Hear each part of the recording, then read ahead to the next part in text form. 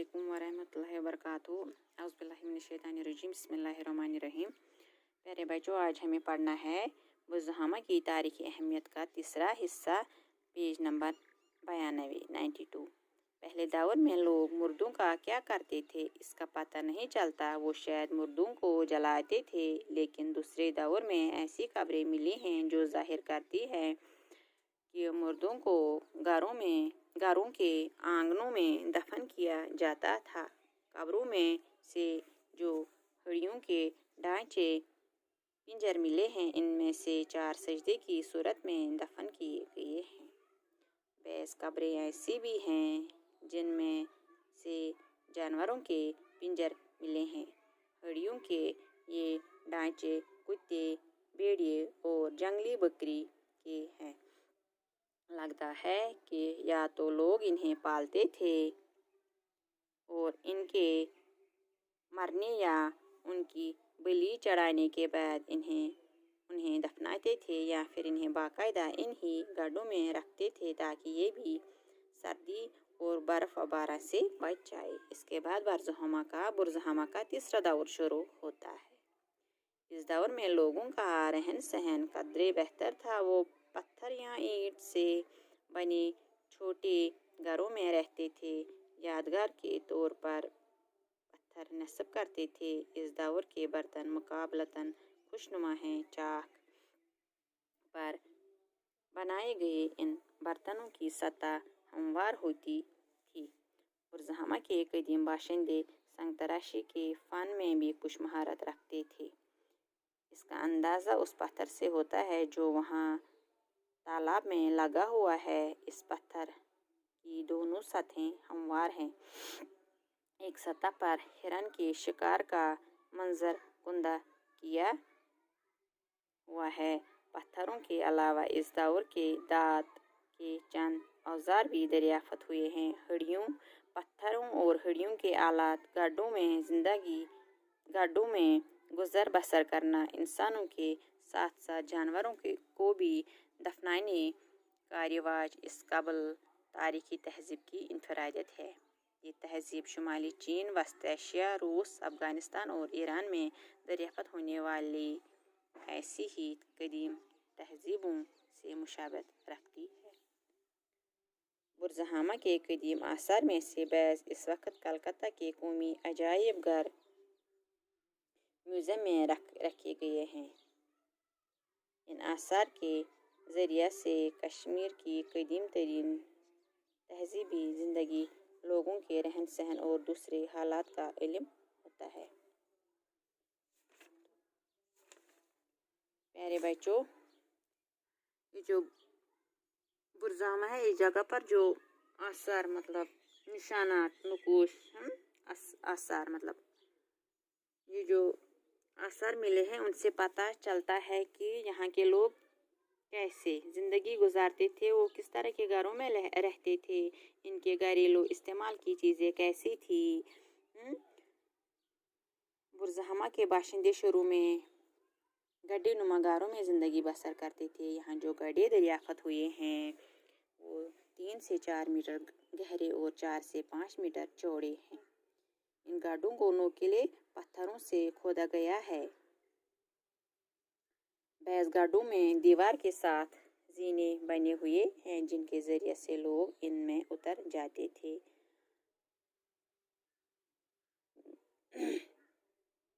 और बर्फ और बारिश से बचने और गड्ढों को महफूज रखने के लिए इन पर छत बनाई जाती थी। ये छत बोझ पत्थर की होती थी। बोझ दरख्त का छिलका।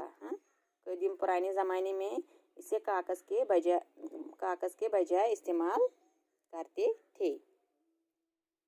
गड्ढों के बाहर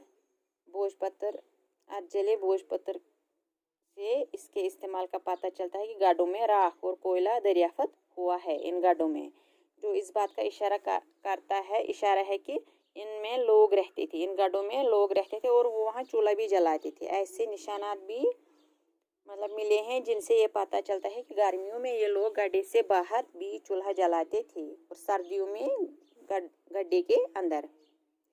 कश्मीर के ये قدیم باشندے گڑھوں میں شاید اس لیے رہتے تھے کہ موسم سرما کی شدید سردی اور برف باری سے محفوظ رہے۔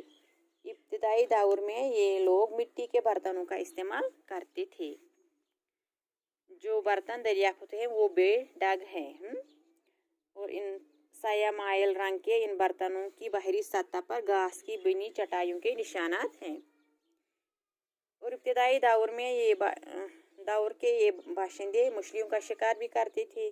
یہ لوگ ہڑیوں کے آلات تیار کرنے میں بھی مہارت رکھتے تھے۔ یہاں پر ہڑیوں کے بنے ہوئے مچھلیاں پکڑنے کے کانٹے، سویات، آری، چاقو، زمین کھودنے کے ہتھیار وغیرہ ملے ہیں۔ یہاں پتھر کے اوزار بھی ملے ہیں۔ اس کے بعد برزہامہ کی قدیم بستی کا دوسرا دور آتا ہے۔ اس دور میں لوگ مٹی کے جھونپڑوں میں رہتے تھے، کچھ کچی اینٹ کا استعمال بھی کرتے تھے۔ زمین میں کھمبے گاڑنے کے نشانات سے پتہ چلتا ہے کہ لکڑی کا استعمال بھی تعمیری کاری میں ہوتا تھا۔ اب زیر زمین گڑھوں میں رہنا لوگوں نے چھوڑ دیا تھا۔ ان گڑھوں میں مٹی بھر کے ان کی اوپری سطح کو ہموار کر دیا گیا تھا۔ اس دور میں مٹی کے برتن چاک پر بنائے جاتے تھے۔ چاک مطلب کمہار کا پہیا جس سے چکر دے کر برتن بناتے ہیں۔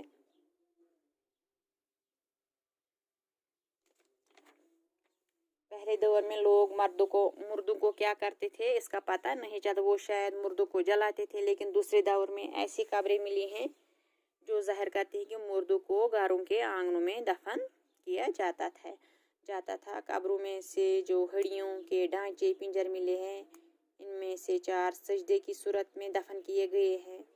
بعض قبریں ایسی بھی ہیں جن میں سے جانوروں کے پنجر ملے ہیں۔ ہڑیوں کے یہ ڈھانچے کتے، بھیڑیے اور جنگلی بکری کے ہیں۔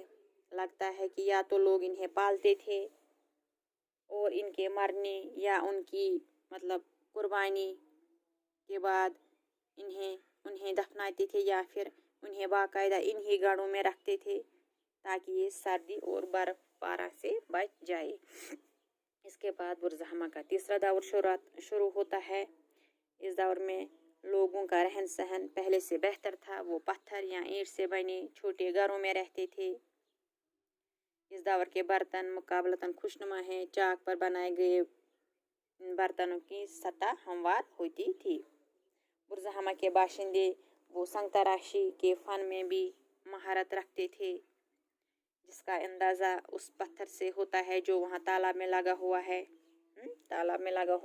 اس پتھر کی دونوں سطحیں ہموار ہے۔ ایک سطح پر ہرن کے شکار کا منظر کندہ مطلب کھودا ہوا بنانا، ہرن کے شکار کا منظر کندہ کیا ہوا ہے۔ پتھروں کے علاوہ اس دور کے دانت کے چند اوزار بھی دریافت ہوئے ہیں، معلوم